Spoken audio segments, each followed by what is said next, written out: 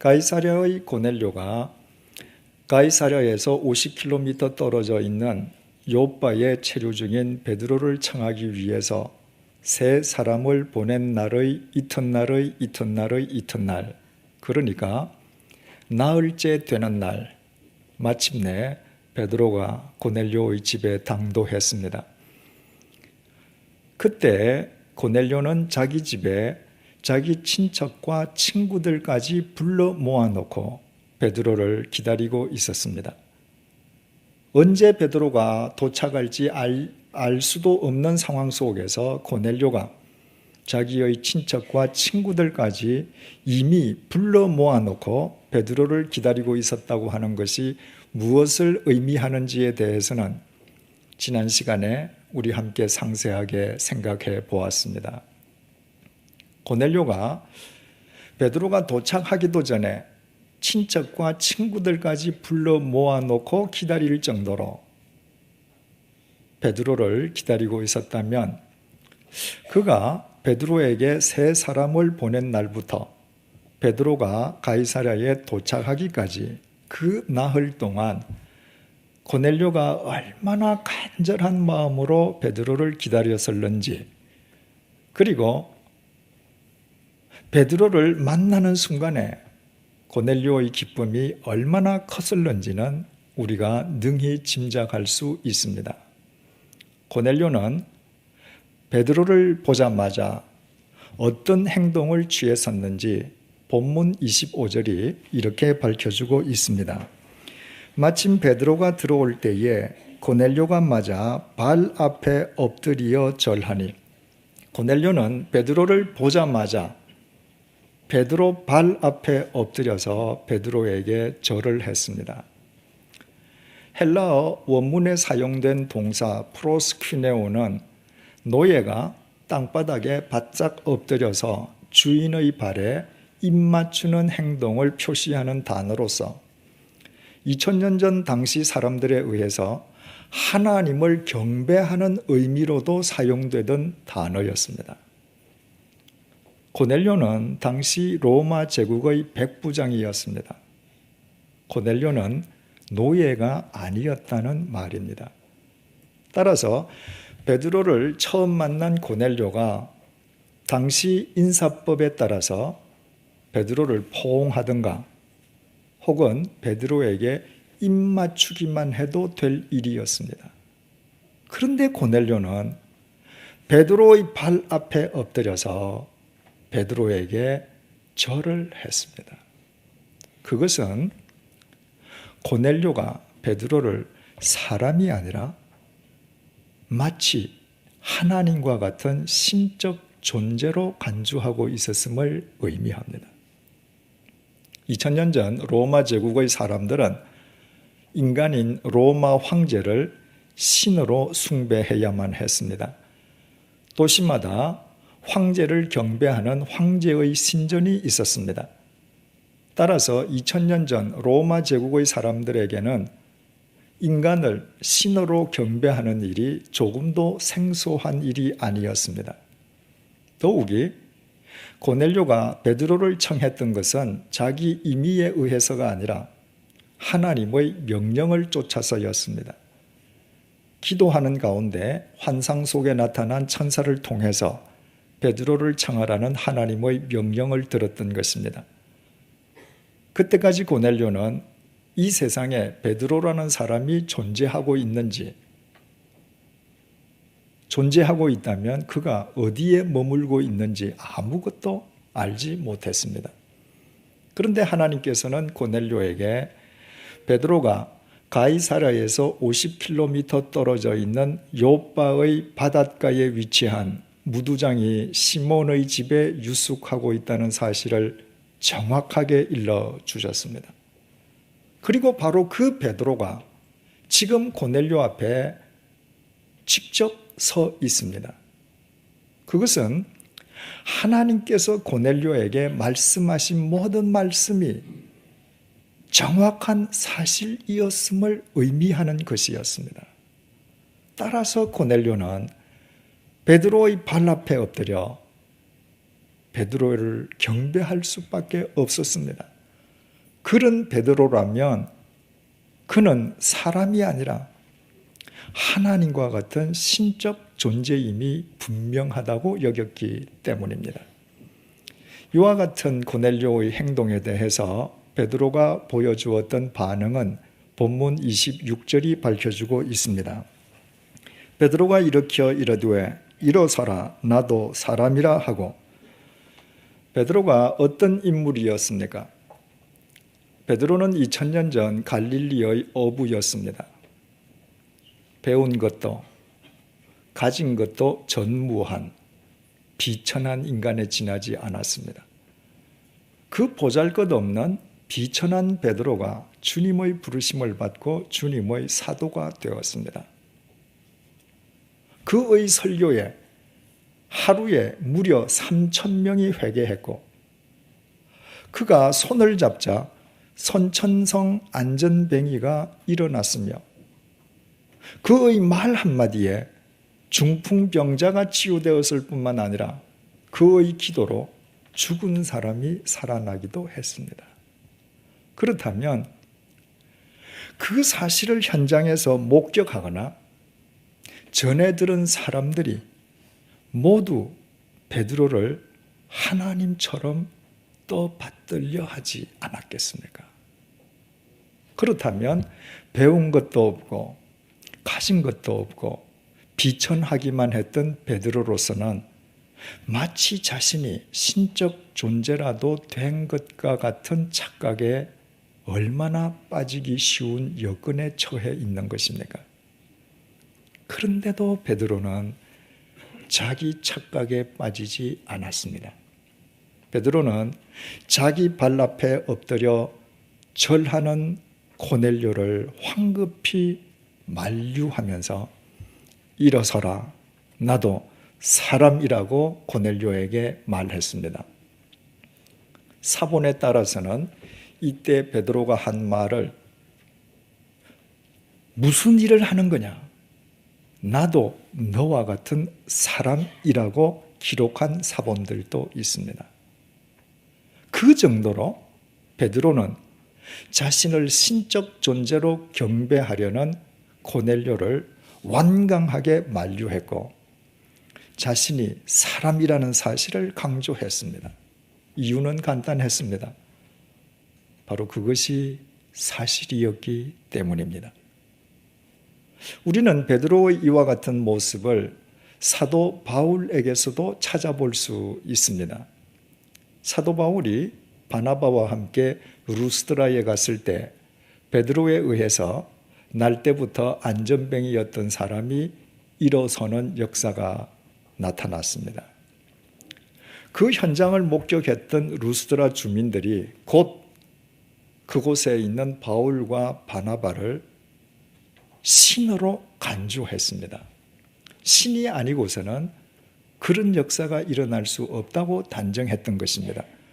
그래서 루스드라 사람들은 소를 끌고 와서 소를 제물 삼아 자신들이 신이라고 여기는 바울과 바나바에게 제사를 드리려고 했습니다. 그때 바울이 보인 반응은 사도행전 14장 14절에서 15절에 기록되어 있습니다. 두 사도 바나바와 바울이 듣고 옷을 찢고 무리 가운데 뛰어들어가서 소리질러 이르되 여러분이여 어찌하여 이러한 일을 하느냐? 우리도 여러분과 같은 성정을 지닌 사람이라. 바울은 베드로와 전혀 다른 의미에서 자기 교만에 빠지기 쉬운 배경을 지니고 있었습니다.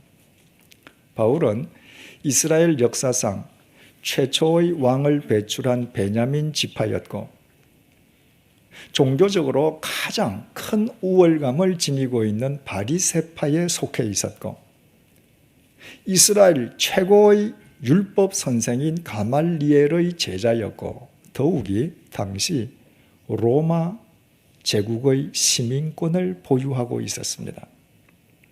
유대인 가운데 바울만큼 좋은 배경을 지니고 있는 사람은 흔치 않았습니다. 그 정도로 잘난 바울이었으므로 이를테면 바울은 루스드라 사람들이 자신을 신으로 경배하려고 할 때 그 상황을 은근히 즐길 수 있는 여건을 지니고 있는 셈이었습니다. 하지만 바울은 그 즉시 바나바와 함께 자신의 옷을 찢었습니다. 유대인들이 옷을 찢는 것은 참을 수 없는 울분이나 비통한 심정 혹은 단호한 의지를 표시하기 위한 관습이었습니다. 그리고 바울은 루스드라 사람들을 향해서 베드로와 똑같은 말을 했습니다. 어찌하여 이런 일을 하느냐? 우리도 여러분과 같은 성정을 지닌 사람이라. 베드로와 바울이 위대한 것은 그들이 단순히 주님의 사도이고 그들이 성경을 기록했다는 데에만 있지 않습니다. 그들이 정말 위대했던 것은 그들은 어떤 경우에도 자신들이 사람임을 망각하지 않았다는 데에 있습니다. 사람이 사람임을 망각하지 않는다는 것이 별로 대수롭지 않게 생각될 수도 있습니다. 하지만 우리의 삶이나 우리 주위를 자세히 들여다보면 사람이 사람임을 망각하지 않고 살아가는 것이 얼마나 어려운 일인지를 알게 됩니다. 16세기 초 부패한 로마 가톨릭 교회에서 떨어져 나온 개신교는 이제 겨우 500년의 역사를 지니고 있는데 반해서 로마 가톨릭 교회는 무려 2000년의 역사를 갖고 있습니다. 따라서 개신교인인 우리는 개신교보다 4배나 더 긴 역사를 지니고 있는 로마 가톨릭 교회의 장점을 겸손하게 본받고 배우는데 주저함이 없어야 할 것입니다. 그러나 아무리 세월이 흘러도 개신교도인 우리들이 결코 수용할 수도 이해할 수도 없는 것이 있습니다. 로마 가톨릭 교회의 교황 무류성과 같은 교리입니다. 로마 가톨릭 교회는 1869년에 개최되었던 제1차 바티칸 공회에서 교황의 무류성을 공식적으로 의결하고 채택했습니다. 무류성이란 도저히 오류를 범할 수 없는 성품을 일컫는 단어로서 로마 가톨릭 교회가 교황의 무류성을 결의했던 것은 교황에게 신적 권위를 부여함으로써 교황을 신적 존재로 또 받들기 위함이었습니다. 즉, 하나님께서는 교황을 통해서 직접 교회를 통치하시기 때문에 교황의 어떤 결정이나 어떤 선언에도 오류가 있을 수 없다는 것입니다. 그 논리에 의하면 교황의 모든 결정과 선언은 항상 옳을 수밖에 없습니다. 왜냐하면 교황의 모든 결정이 곧 하나님의 결정이요, 교황의 모든 선언이 바로 하나님의 선언이기 때문입니다. 인간의 전적 타락을 밝혀주고 있는 성경의 증언은 찾지 하고서라도 인간인 우리 자신을 누구보다도 더 잘 알고 있지 않습니까?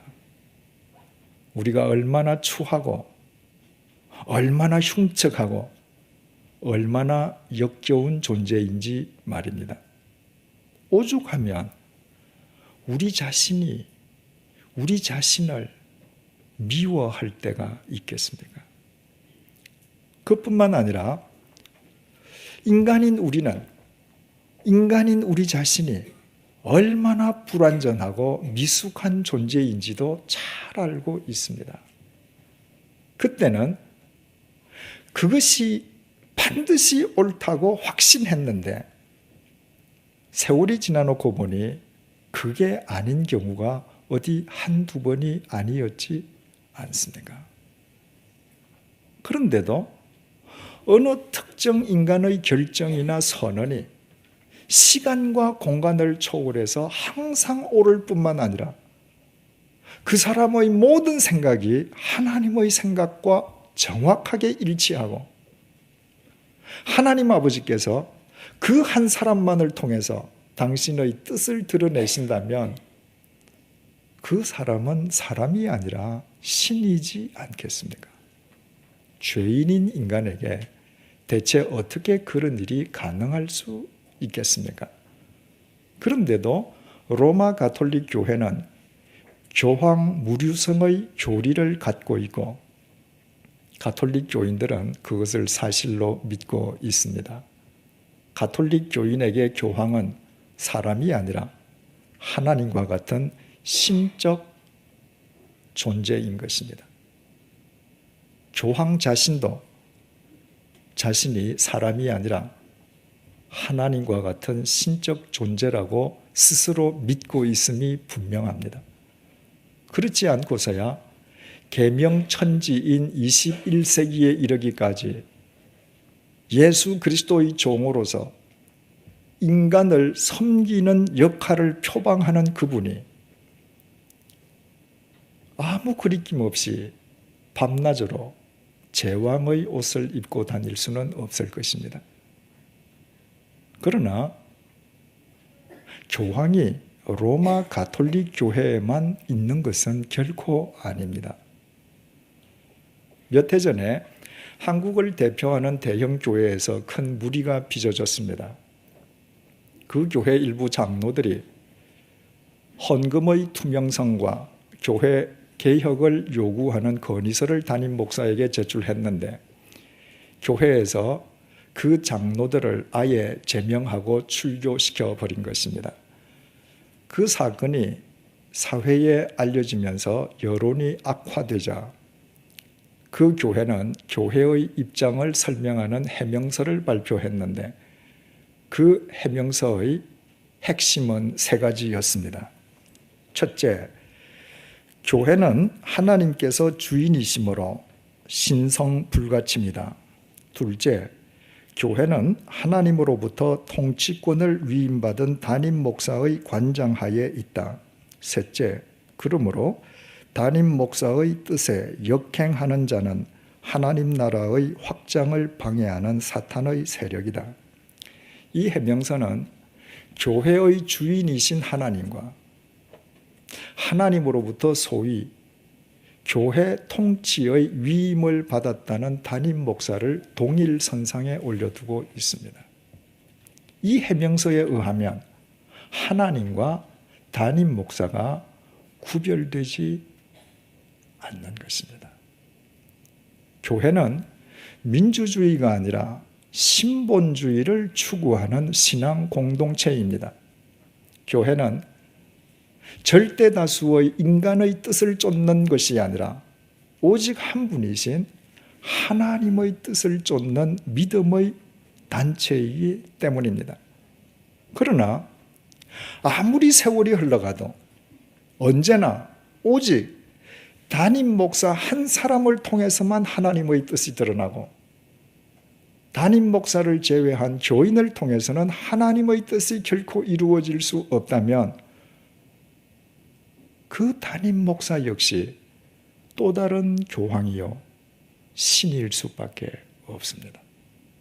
그래서 그 교회의 해명서와 로마 천주교의 교황 무류성 교리 사이에서 우리는 그 어떤 차이점도 발견할 수가 없습니다. 하지만 이것은 로마 가톨릭 교회나 한국의 대형 교회, 교황이나 대형 교회 목사에게만 국한된 이야기가 결코 아닙니다. 아무리 작은 개척교회라 할지라도 목사와 교인을 막론하고 누구든지 이 교회 안에서는 하나님이 오직 나만을 통해서 당신의 뜻을 밝히신다고 믿는 사람이 있다면 그는 이미 하나님의 자리에 앉아 있는 사람입니다. 일터에서 누군가가 하나님은 언제나 내 편만 되는 분이라고 확신하는 사람이 있다면 그는 하나님 앞에서 사람이기를 포기한 사람입니다. 가정에서 남편이든 아내든 부모든 자식이든 자신의 생각이 언제나 하나님의 뜻이라고 고집하는 사람이 있다면 그는 교황 무류성을 주장하거나 담임 목사의 뜻에 역행하는 교인을 사탄의 세력으로 매도하는 사람들과 다를 바가 하나도 없습니다. 그런데도 많은 그리스도인들이 실제로 그렇게 살아가고 있습니다. 자신의 생각이 항상 하나님의 뜻이라는 착각 속에서 살아가는 것입니다. 그러므로 곰곰이 생각해보면 생각해볼수록 사람이 자신이 사람임을 망각치 않고 살아간다는 것은 결코 쉬운 일이 아님을 알게 됩니다. 우리 모두가 다 스스로 하나님이 되어 자신의 무류성을 확신하고 살아가는 이 시대의 교황들이기 때문입니다. 에덴 동산의 아담과 하와를 사탄이 어떻게 유혹했습니까? 하나님이 금하신 금단의 열매를 먹으면 제왕이나 재벌이 된다고 유혹했던가요? 부귀영화를 누리고 무병장수할 수 있다고 유혹했었습니까? 그렇지 않습니다. 금단의 열매를 먹기만 하면 눈이 밝아 하나님처럼 된다고 유혹했습니다. 그 유혹의 덫에 빠져서 하와는 금단의 열매를 먹었고 남편인 아담에게도 주었습니다. 이유는 단 하나, 스스로 하나님처럼 되기 위함이었습니다. 그 이후부터 인간은 끊임없이 스스로 하나님이 되려 합니다. 아니, 이미 하나님의 자리에 앉아 있습니다. 인간의 모든 불행이 거기에서부터 시작되었습니다. 인간 세상의 모든 문제도 따지고 보면 그 원인은 바로 거기에 있습니다. 모든 인간들이 다 하나님이 되어 자기의 무류성을 확신하고 살아가고 있으니 그런 인간들이 모인 곳에 대립과 분열, 시행착오와 무의미한 자기 소모 이외에 무엇이 달리 있을 수 있겠습니까? 사도의 역할과 실제를 구별하지 못한 고넬료와 루스드라 사람들이 베드로와 바울을 신적 존재로 경배하려고 했을 때 만약 베드로와 바울이 그 상황을 즐기려 했다면 하나님 보시기에 그것은 얼마나 한심한 계획이었겠습니까? 그래서 자기 교만에 빠지지 않았던 베드로와 바울은 참으로 위대한 사도들이었습니다. 그렇다면 하나님 앞에서 우리 자신들은 어떻습니까? 고작 공동묘지에서 한 줌의 흙으로 끝나버릴 미물에 지나지 않는 우리 자신들이 스스로 하나님이 되어 자신의 무료성을 확신하면서 살아간다면 그것은 또 하나님 보시기에 얼마나 저급한 계획이겠습니까? 사람이 자신이 사람임을 망각하지 않고 사람으로서 사람이 지켜야 할 자리를 지키면서 사는 것이 사람의 지혜입니다. 그 사람만 자신을 창조하신 하나님과 바른 관계를 맺을 수 있기 때문입니다. 신영복 교수의 글에 의하면 네팔 사람들은 자기 나라에 있는 히말라야 산맥의 정상에 오르지 않는다고 합니다. 네팔 사람들에게 히말라야 정상은 정복의 대상이 아니라 경외의 대상이기 때문이라고 합니다. 그러나 전 세계의 수없이 많은 알피니스트들은 히말라야의 정상을 정복의 대상이라고 확정하고 끊임없이 그 정상에 도전하고 있습니다. 그러나 그 정상 도전에 성공하든 실패하든 히말라야 정상을 향해 오르는 모든 사람들은 우리에게 동일한 메시지를 전해주고 있습니다. 해발 8,842m에 달하는 히말라야 산맥의 정상, 에베레스트 산 정상은 절대로 사람이 살 수 있는 곳이 아니라는 것입니다. 만약 누구든지 그 정상에 올라갔다 할지라도 즉각 내려오지 않으면 안 된다는 것입니다. 인간이 살 수 있는 곳은 히말라야 정상이 아니라 우리가 두 발 딛고 있는 낮은 이 땅 위라는 것입니다. 사랑하는 교우 여러분, 사람으로서 우리가 지켜야 할 우리의 자리가 어디인지 잊지 마십시다. 그동안 그릇되이 차지하고 있던 하나님의 자리에서 일어나 우리 모두 사람의 자리로 겸손하게 내려오십시다. 낮고 낮은 피조물의 자리에서 창조주이신 하나님을 우러러뵈면서 하나님과 바른 관계를 맺으십시다.